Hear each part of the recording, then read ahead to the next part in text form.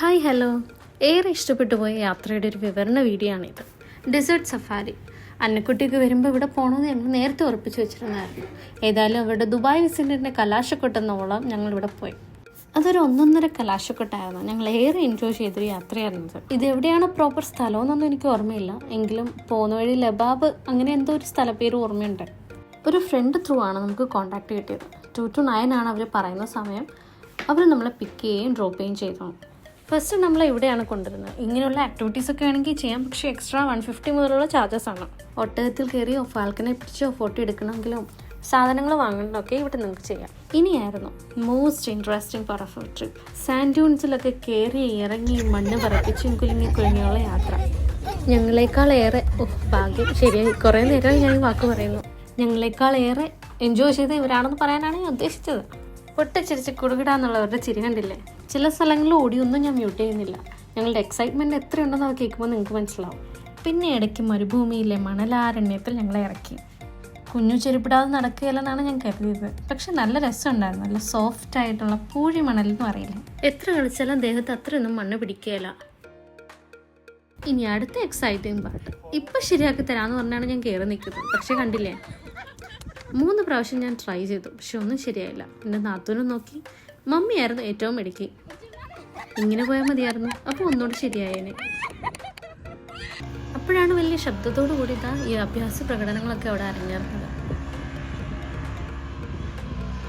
പിന്നെ ഞങ്ങൾ നാത്തൂനും കൂടി മമ്മിയും കൂട്ടി ഒരു ചെറിയ റീൽസ് എടുക്കാൻ നോക്കി. ഇത് ഞാൻ പോസ്റ്റ് ചെയ്തിട്ടുണ്ട്. പിന്നെ കിട്ടിയ അവസരം മുതലാക്കി ഞാനും പിള്ളേരും കൂടി അങ്ങ് മണ്ണിലും കളിച്ചു. ഒന്നും നോക്കിയില്ല. എപ്പോഴും ഇങ്ങോട്ടേക്ക് വരുന്നില്ലല്ലോ, അവർക്ക് മണ്ണിൽ കളിക്കാനൊരു അവസരം.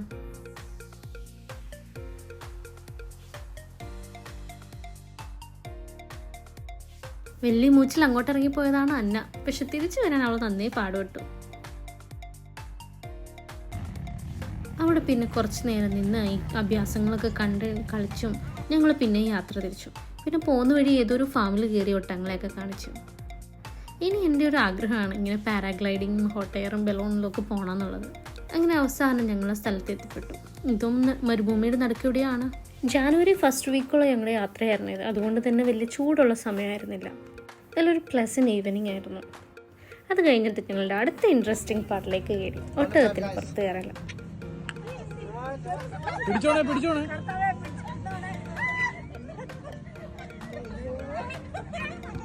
ഇവിടെ നമുക്ക് എക്സ്ട്രാ പൈസയൊന്നും ആവശ്യം വരുന്നില്ല. ഇതെല്ലാം ഇൻക്ലൂഡഡ് ആണ്. പിന്നെ ഇതിൻ്റെ ഫോട്ടോ വേണമെങ്കിൽ മാത്രം എക്സ്ട്രാ പേ ചെയ്താൽ മതി. ഒരു റൗണ്ട് ചുറ്റിൽ കഴിഞ്ഞ് ഞങ്ങൾ പിന്നെ അകത്തേക്ക് കയറി. ഇടയ്ക്ക് വെച്ച് ഞങ്ങളുടെ ടിക്കറ്റ് ഞങ്ങൾ VIP ലോഞ്ചിലേക്ക് അപ്ഗ്രേഡ് ചെയ്തിട്ടുണ്ടായിരുന്നു.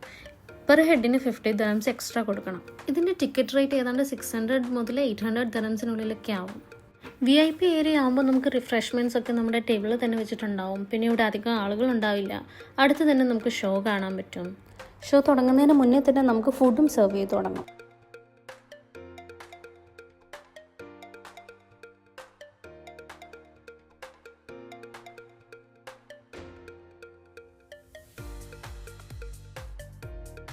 കുറച്ച് ഇരുട്ടായപ്പോൾ തണുപ്പും തുടങ്ങി. കണ്ടില്ല ഒരാൾ തണുത്ത് കുറച്ച് വരുന്നത്. പിന്നെ പതുപോലെ ഈ 2 എണ്ണത്തിൻ്റെ പുറകിന് ഓടലായിരുന്നു എൻ്റെ ജോലി. വീഡിയോ എടുക്കണം, ഇവരുടെ പുറകിന് ഓടണം. പിന്നെ ഫുഡ് തുടങ്ങി. ബുഫേ സിസ്റ്റം ആയിരുന്നു. ഇഷ്ടംപോലെ ഫുഡ്, പല വെറൈറ്റിയിൽ. കബാബും ഫ്രൈസും പലതരം റൈസും നൂഡിൽസ് സാലഡ്സ് അങ്ങനെ കുറേ ഉണ്ടായിരുന്നു. ഞങ്ങൾ വിട്ടുകൊടുത്തില്ല, എല്ലാം അങ്ങ് എടുത്തു. എന്നിട്ട് പെതുക്കെ ഇരുന്ന് കഴിച്ച് ഷോ കണ്ടു.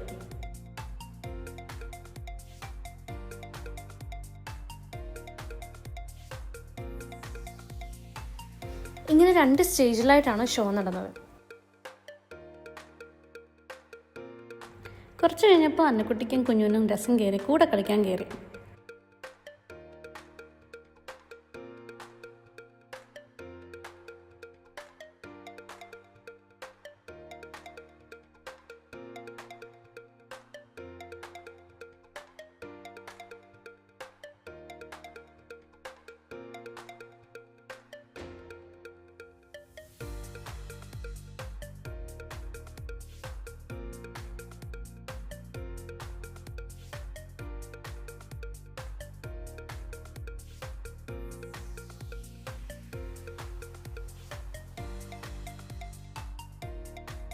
ഇനിയുള്ളത് തീക്കളിയാണ്.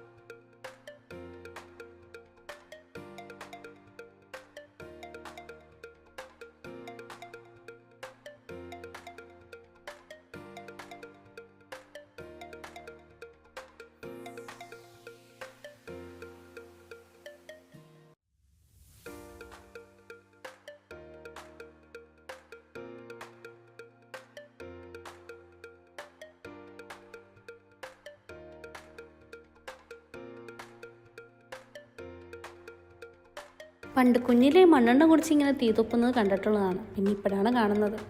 പിന്നെ എല്ലാം കഴിഞ്ഞ് നല്ലൊരു ദിവസത്തിൻ്റെ സന്തോഷത്തിൽ ഞങ്ങൾ തിരികെ പോയി. എന്ത് രസമല്ലേ ഈ പള്ളി കാണാൻ. ഏതാണ്ട് 9 ആയപ്പോഴത്തേക്ക് ഞങ്ങൾ തിരികെ വീട്ടിലെത്തി. 2 മുതൽ 9 വരെ എന്തുണ്ട് സമയമെന്ന് കരുതിയാണ് ഞാൻ പോയത്. But that was more than enough.